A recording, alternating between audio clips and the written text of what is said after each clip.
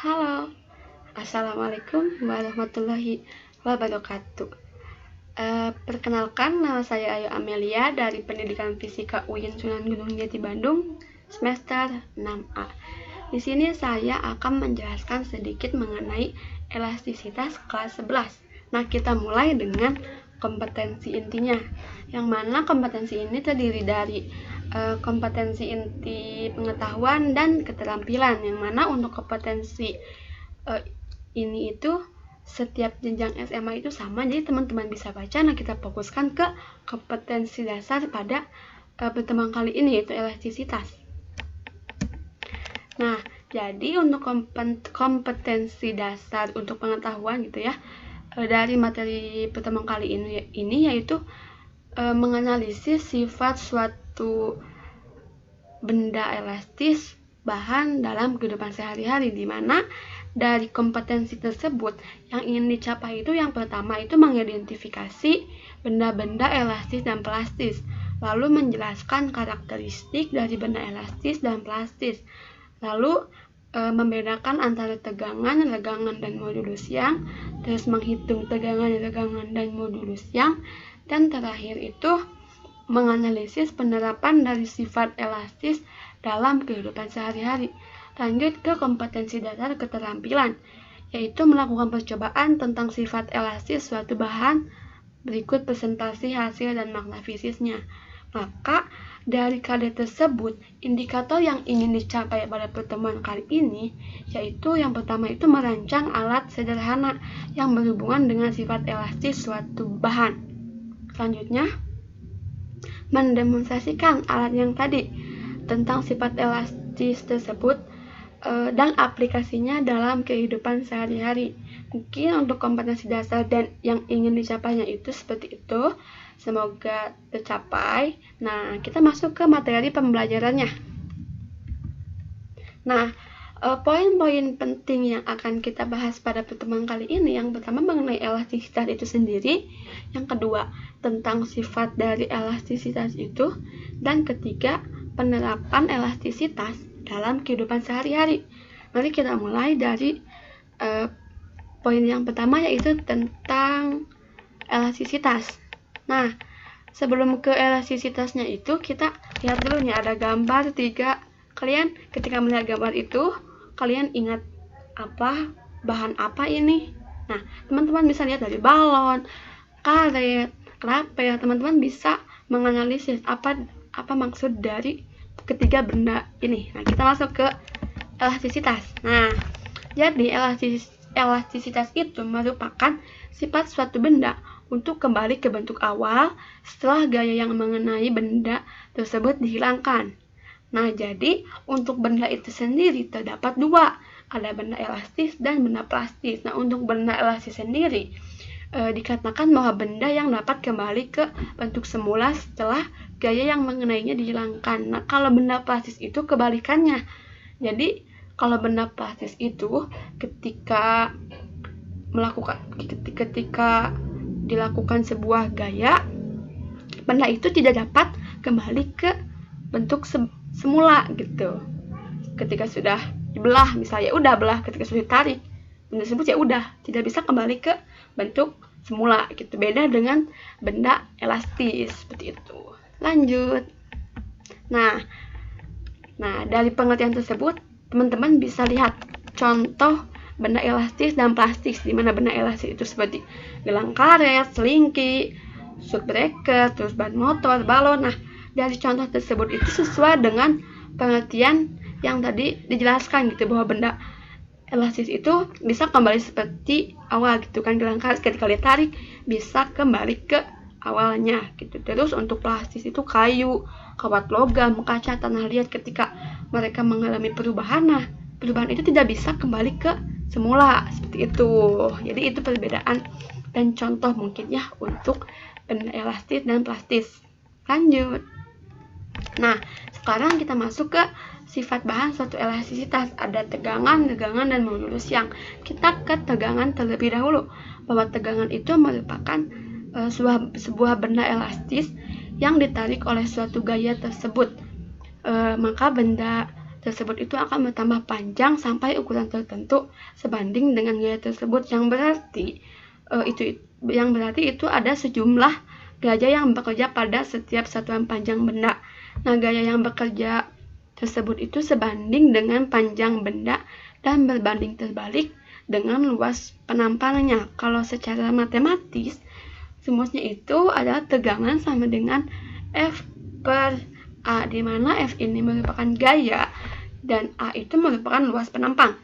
Nah, yang kedua, tegangan.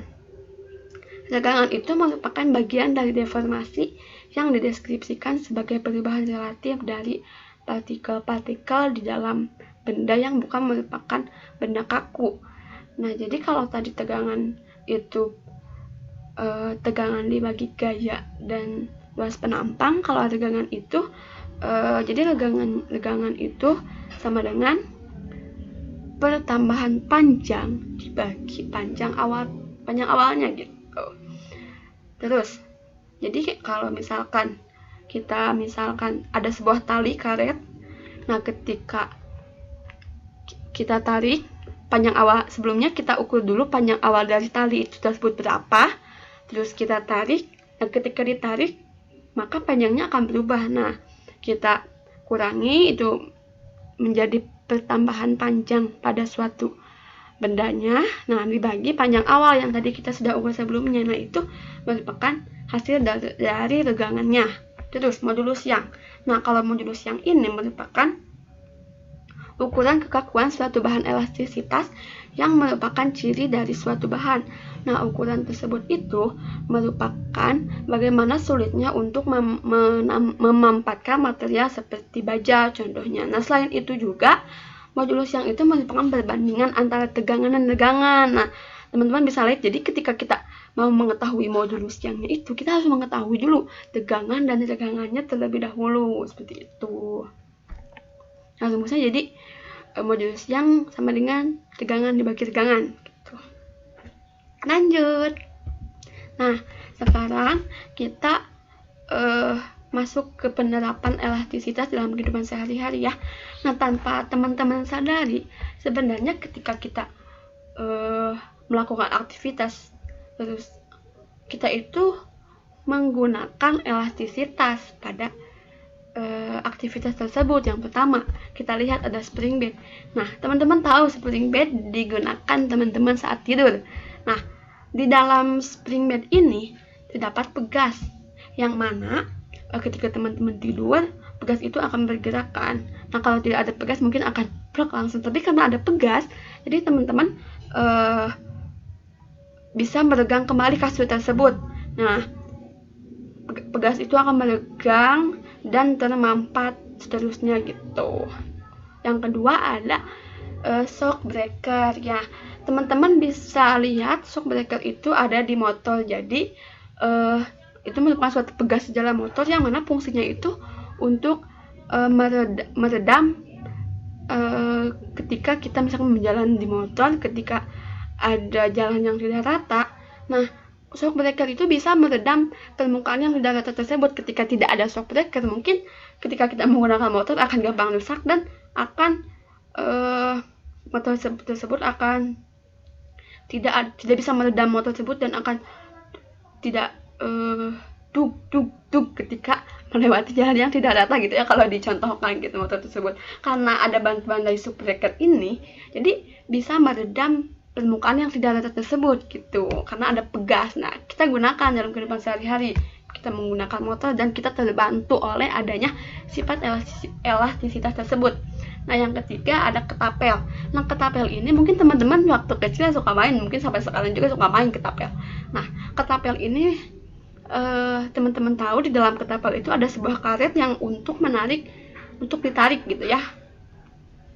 Nah, karena di dalam ketapel itu ada sifat elastisitas, itu karena ketika kita hendak menembak sesuatu dari ketapel tersebut, nah karet tersebut kan diregangkan terlebih dahulu ya.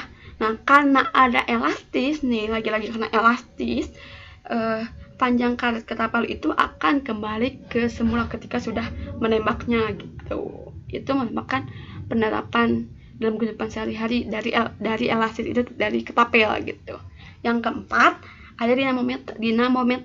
Nah, mungkin teman-teman mengenalnya dengan neraca pegas ya.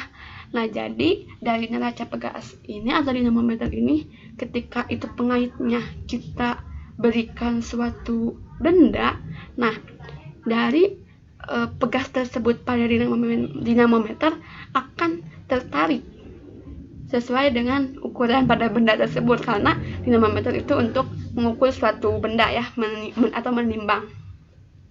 Nah, jadi karena adanya pegas itu bisa tertarik karena ada benda. Nah, ketika benda itu dilepas, maka pegas tersebut akan kembali ke seperti semula.